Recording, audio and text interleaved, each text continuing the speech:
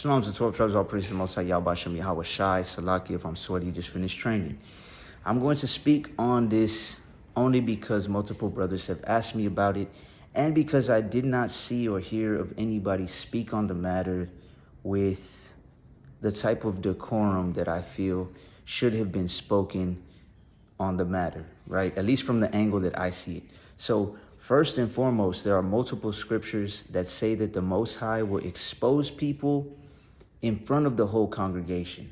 So even though some or many have said that those who brought information to the forefront may have not done it decently and in order, in the bigger picture, we have to understand that this all happened because of the Most High bringing it forth to everyone's attention, right? Proverbs 16:1 says that the preparations in the heart of man and the answer of the tongue are of Yahweh.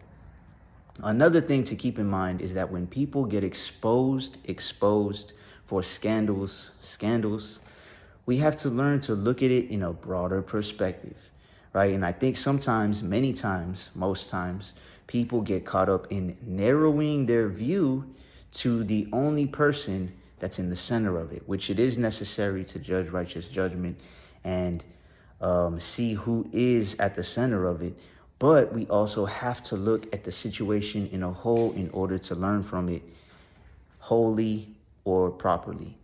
So without getting into too many specifics of what happened, those of you who saw the video that GRLA Hebrew did, he did it himself. He came out himself. You know the information that he brought forth and what happened, at least from his standpoint, from other people's standpoint, and the things he admitted to, right? He came out and he apologized, first and foremost. He explained what happened from his perspective.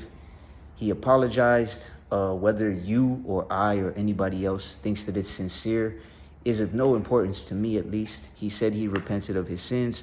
The Most High is the only one who knows if he truly did, right? So we'll leave it at that, because none of us are the judge, jury, and executioner, contrary to some people's beliefs, right? The Most High willing, the brother repented, right? Most High will forgive him if it's the Most High's will. Like it says in Tobit 13:6, right? I always tell brothers this one, man, will the Most High forgive me? It says, if you turn to him with your whole mind, with your whole heart, and you deal uprightly, who can tell if he will accept and have mercy on you?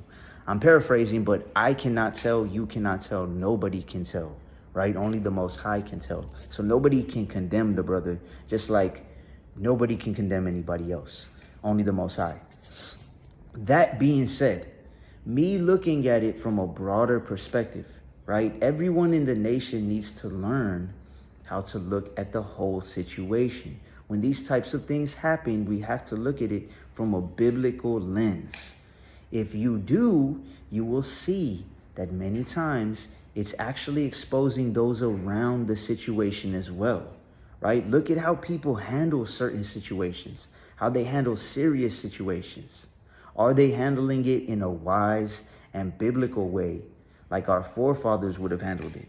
Or are they handling it in a hasty, in a hateful, in a condemning, in a throwing stones type of way? Are they handling it like a snake would handle it, right? Because what comes out of the mouth of man is in his heart. And how people react to serious situations especially is also going to expose their own heart, their own spirit, and their own motives, right? Whether they be good or whether they be bad. But that being said, I think there's 3 specific points or lessons that I haven't heard brothers really pinpoint and bring out. So that's the reason I'm doing this, right? Number 1, the main thing that comes out of this that I saw, right away clicks in my head. I always try to be an example and instill this in brothers. And the man, GRLA Hebrew, said himself at the end of his apology, he said, I put you ninjas before my family. I put you ninjas before my kids. And the man was crying, right?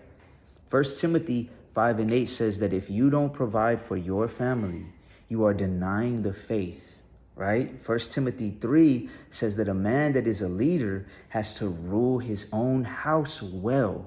And if he doesn't rule his own house well, how can he take care of the church of the Most High, So we as brothers, speaking from experience, have to make sure our household is ruled over and is good before we even try to think about going out and teaching and ruling over any part of the church of the Most High, right? It's the Most High first, family second. We have to do this in order to not be a hypocrite and in order to be seen as blameless in the sense of other people pointing the finger and being like, see, this brother's out here doing this, but look at his household, right? That we have to do this to move in decency and in order. The second thing, he showed a text, the brother showed a text from his rib, right? Which said something along the lines of letting her dominate him would help their relationship, their situation, or whatnot. The first thing that came to mind when hearing and seeing that is Proverbs 31:3. Give not thy strength unto women, nor thy ways to that which destroyeth kings. Anytime a woman, not even just speaking on this situation, anytime a woman tries to take away your Yah-given power, the Most High gave you a power to rule over yourself and your household, brothers. You have to understand, when that woman tries to take your power, that woman is the enemy, right? We as gods, as Allahayim, Elohim, however you want to pronounce it, cannot allow that to happen by any means necessary. That is the enemy trying to cut off the head so that the body will fall too.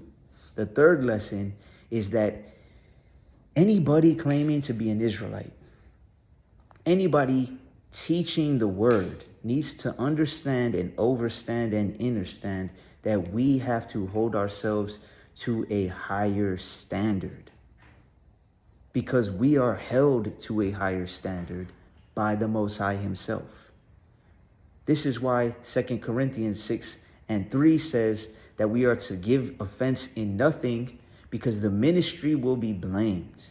And that is exactly what I'm sure many of y'all are seeing, what I have seen and am seeing happening from many Christians, from many other camps that didn't like this camp already. We're just waiting for something to point out and say, see, we don't agree with that. You're going off.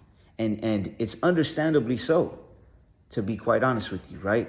This is also why Leviticus 21 says that priests, if you proclaim yourself to be a priest and you follow the law, amen. Leviticus 21 says priests are only supposed to marry virgins. I'm just saying. And you know what? I'll throw in a fourth one, right? Don't trust in man. I've seen brothers and sisters with this brother and with other leaders, when they do things that are incorrect, they lose their faith in the Most High. They lose their faith in the truth, right? Cursed be the man who trusts in man. You got to learn to trust and put your faith in the Most High and learn from negative situations and take lessons from them so that you don't fall into the same. With that being said, I give all praise, honor, and glory to the Most High, Yahweh Shem, Yahweh Shai. Most High willing, it's edifying to at least one of y'all. Shalom.